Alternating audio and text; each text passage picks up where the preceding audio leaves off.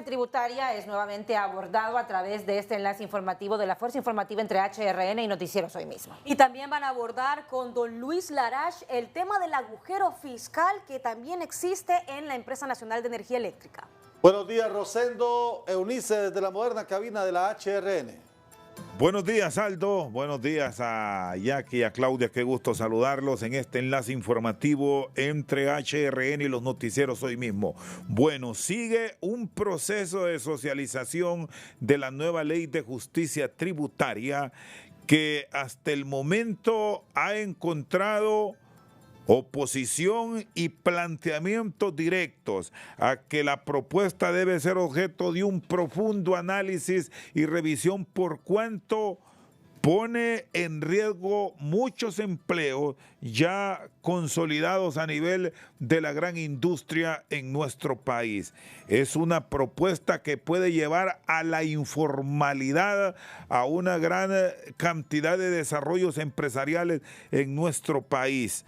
Han encontrado, le trasladamos este interrogante, Eunice, al expresidente del Consejo Hondureño de la empresa privada, don Luis Larache, algunos planteamientos ya por parte del sector privado que resultarían claves para una verdadera socialización y no llegar a ciegas al Congreso Nacional a la discusión de una ley que pone en riesgo la inversión en el país.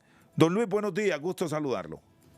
Muy buenos días, Rosendo, buenos días, Eunice, buenos días a toda la audiencia a nivel nacional de HRN.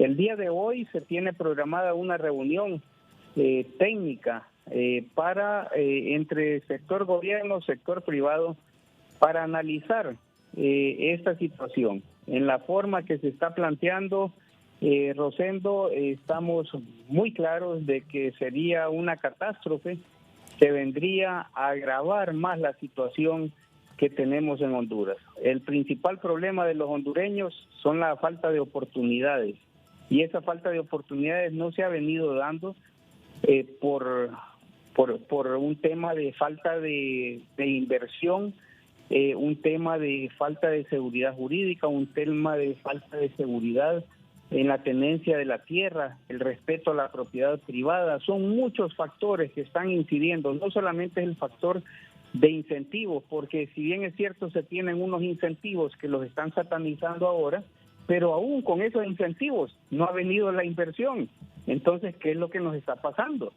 Si nos comparamos con el resto de la región que tiene incentivos, que tiene seguridad jurídica, que tiene otros elementos, están ganándonos en el tema de la atracción de la inversión y la inversión extranjera directa.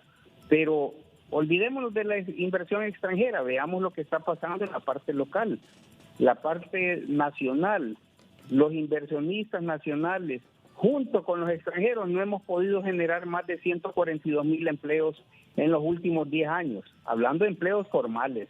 No estamos hablando de otra situación, porque la informalidad, como tú bien lo decías en la apertura del programa, es la que está galopante en nuestro país. Y cuando tú estás en un sector informal, no pagas impuestos. Entonces, los impuestos que está persiguiendo el gobierno en la actualidad, que tanto critican que no pagamos impuestos, son única y exclusivamente del sector formal, que somos los que contribuimos, los que recaudamos y los que le entregamos al gobierno. Sí, señor Larache, a propósito de todos estos incentivos que usted menciona y de la ley de justicia tributaria de aprobarse tal como está, platicábamos con el gerente interino de la ANE y le preguntábamos acerca de qué va a pasar con esos incentivos que se le da, exoneraciones que se le dan en la actualidad a las empresas generadoras de energía, sobre todo las renovables que conforman más del 60% de la generación.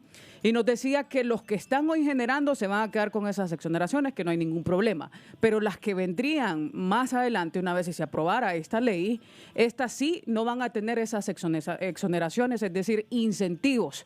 ¿Qué factura le pasaría esto a Honduras? ¿Cómo nos colocaría en Centroamérica en atracción de inversión? No vendrían, en primer lugar no vendrían más generadoras, porque aún con los incentivos ha sido muy difícil, y veamos el déficit que se tiene en generación, que también ha agravado por la parte de las líneas de transmisión, que tenemos esas fuertes pérdidas. Nosotros no deberíamos de estar hablando de comprar más energía si resolviéramos el problema de transmisión y de transformación que tenemos por la deficiencia o la falta de subestaciones. Entonces, ahí es donde tenemos las grandes pérdidas.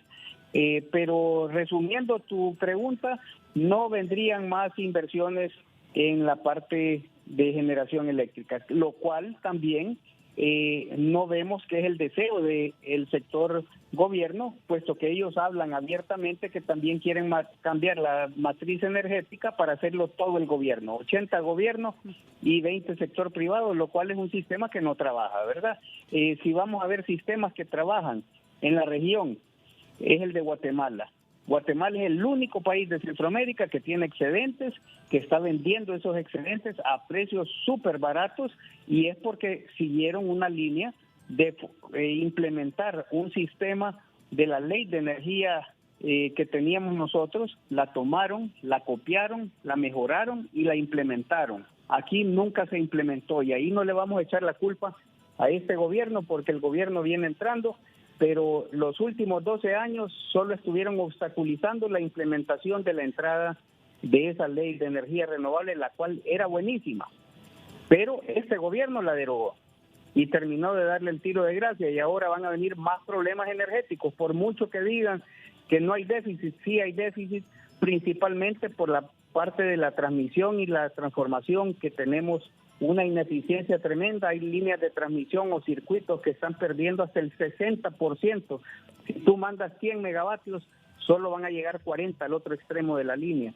Eso es algo terrible, grave, que ningún país lo puede soportar y nunca vamos a tener energía renovable o energía barata si no arreglamos la pérdida que tenemos, esa pérdida monstruosa. Y lo Nuestros mismo, países vecinos están con pérdidas de 11% y de 15%, que es más que aceptable. y pasaría lo mismo con esas empresas que para el caso pretenden de alguna forma generarse su propia energía sin necesidad de ser generadores industriales. Es decir, si usted tiene una empresa y quiere comprar tantos paneles solares, pasaría lo mismo, porque entendemos que esas exoneraciones también están dirigidas para quienes quieran importar, para el caso de estos paneles.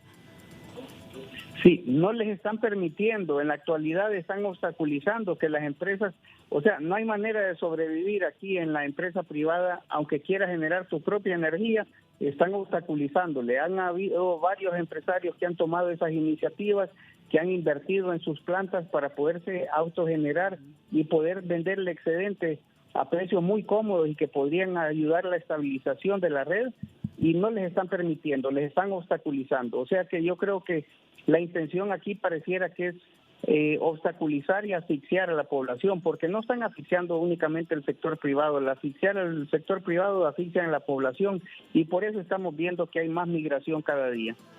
Y de continuar esta acción que contiene también elementos que resultan clave para el desarrollo energético dentro de la Ley de Justicia Tributaria, si se llega a enviar, tal y como ha estado la propuesta al Congreso Nacional, ¿cuáles son los riesgos del sector, don Luis? No vamos a hablar únicamente del sector, Rosendo. Aquí esto es algo que afecta a la población. No estamos hablando del sector. La inversión, y como dijimos anteriormente, ha sido pírrica. El sector privado formal es únicamente el 16%, y de ese 16% formal, que es el único que recauda y que genera impuestos, es que subsiste el gobierno. Y de ahí es donde se hacen las obras. De ese 16%, y cada día vamos a ir siendo menos. Si se aprueba esto, va a ser una reducción drástica y vamos a tener menos recursos en el gobierno, vamos a tener menos oportunidades para la población, va a haber más desempleo y va a haber más migración, que tal vez es lo que pretenden. No estamos descartando, yo creo que aquí tenemos diferentes nortes. Yo creo que el programa que tiene este gobierno, y es dicho por ellos mismos, tú puedes buscar las declaraciones de algunos ministros donde dicen claramente: no necesitamos el sector privado, no queremos inversión privada aquí, el gobierno lo puede hacer todo, cuando todos sabemos que el gobierno no genera ni un peso, solo lo malgasta, lo malversa o se lo roban. Y eso es lo que dicen ellos. No necesitamos el sector privado, y entonces, ¿cuál es la solución perfecta? Muy bien, gracias don Luis, muy amable. Gracias a ustedes, muy buenos días. El expresidente del Consejo Hondureño de la Empresa Privada y sus puntos de vista alrededor de esta problemática que tiene que ver con la generación de energía, la crisis que actualmente tiene la estatal eléctrica y los riesgos para los inversionistas y para la sociedad en general, como consumidores que se tienen con estos pretendidos cambios en la ley de justicia. Y no solo la generación, bueno, hablando netamente de la NE, la distribución y la transmisión, Rosendo, lo decía el alcalde de Omoa, y le consultábamos al gerente de la NE y le preguntábamos, pero ¿cuándo arreglarían todo esto? Si el problema es ese, y decían que proyectaban que no iba a ser a corto plazo. Y así como en Omoa, están muchos lugares por problemas precisamente que enfrenta la NE y que la actual administración le ha costado resolver producto de todos esos daños durante muchísimos años atrás. Bueno, temas de alarma dentro de la NE, el transporte de energía. En algunos sitios del país, ya escucharon ustedes a los especialistas, se está perdiendo hasta el 60% del despacho. Desde que se puso en marcha, y esto fue a inicios de los años 90, han pasado ya más de 3 décadas. El programa de 7 ciudades, aquí se olvidó del tema de la transmisión, que hoy es que nos pasa enorme factura, y se dedicaron solo a colocar potencia, alguna de ellas a precios exorbitantes, y hoy ya vemos lo que está ocurriendo. Aldo, Claudia, Jackie, buenos días con ustedes. El tema de incertidumbre es el que desincentiva la inversión nacional y extranjera. Rosendo Eunice, nuestro enlace informativo HRN, Noticieros Hoy Mismo.